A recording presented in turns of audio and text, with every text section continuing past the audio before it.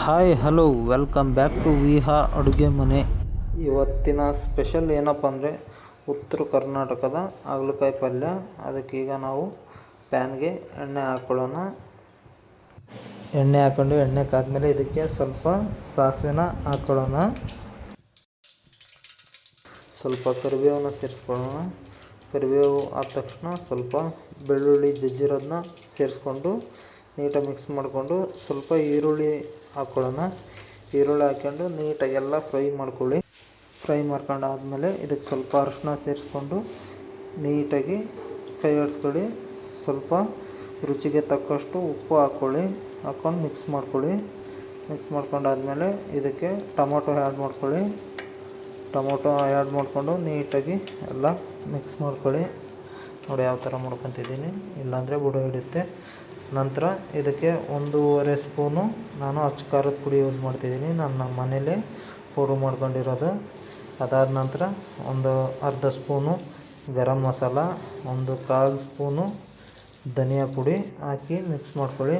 ಈಗ ಎಲ್ಲ ಫ್ರೈ ಆದಮೇಲೆ ಇದಕ್ಕೆ ಹಾಗಲಕಾಯಿ ಸೇರಿಸ್ಕೊಂಡು ಎಲ್ಲ ಉಪ್ಪು ಖಾರ ನೀಟಾಗಿ ಅದಕ್ಕೆ ಹಾಗಲಕಾಯಿಗೆ ಹತ್ಕೋಬೇಕು. ಆ ಥರ ಮಿಕ್ಸ್ ಮಾಡ್ಕೊಳ್ಳಿ. ಹೈ ಫ್ಲೇಮ್ ಇಟ್ಕೋಬೇಡಿ, ಲೋ ಫ್ಲೇಮಲ್ಲಿ ನೀಟಾಗಿ ಮಿಕ್ಸ್ ಮಾಡ್ಕೊಳ್ಳಿ. ಅವಸರ ಬೇಡ, ನಿಧಾನಕ್ಕೆ ಮಾಡ್ಕೊಳ್ಳಿ.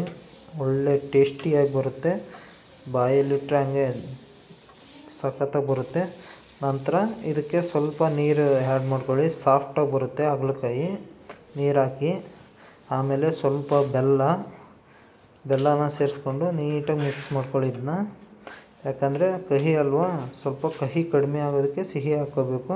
ನಂತರ ಸ್ವಲ್ಪ ಕಡಲೆ ಪೌಡ್ರು, ಶೇಂಗಾನ ಹುರಿದು ಪುಡಿ ಮಾಡ್ಕೊಂಡಿರೋದನ್ನ ಇದಕ್ಕೆ ಸ್ವಲ್ಪ ಹಾಕ್ಕೊಳ್ತೀನಿ. ಯಾಕಂದರೆ ಒಳ್ಳೆ ಮಂದಕ್ಕೆ ಬರಲಿ ಅಂಥೇಳಿ ನಾನು ಇದನ್ನ ಆ್ಯಡ್ ಮಾಡ್ಕೊತಿದ್ದೀನಿ. ನೋಡಿ ಮಿಕ್ಸ್ ಮಾಡ್ಕೊಳ್ಳಿ.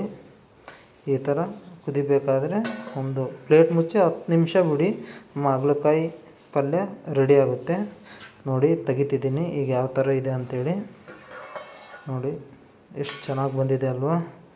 ಇದೇ ರೀತಿ ಎಲ್ಲರೂ ನಮಗೆ ಸಪೋರ್ಟ್ ಮಾಡಿ. ತಪ್ಪದೆ ಲೈಕ್ ಆ್ಯಂಡ್ ಶೇರ್ ಮತ್ತು ಸಬ್ಸ್ಕ್ರೈಬ್ ಮಾಡೋದನ್ನ ಮರಿಬೇಡಿ. ಇದೇ ಥರ ನಿಮ್ಮ ಸಪೋರ್ಟ್ ನನಗೆ ಇರಲಿ. ನಿಮ್ಮ ಸಪೋರ್ಟು ನನಗೆ ಯಾವಾಗಲೂ ಇದೇ ಥರ ಬೇಕು. ಹಂಗಿದ್ರೆ ಇನ್ನು ಮುಂದೆ ಒಳ್ಳೊಳ್ಳೆಯ ವೀಡಿಯೋ ಮಾಡಿ ಹಾಕ್ತೀನಿ ನಿಮಗೆ. Thank you all.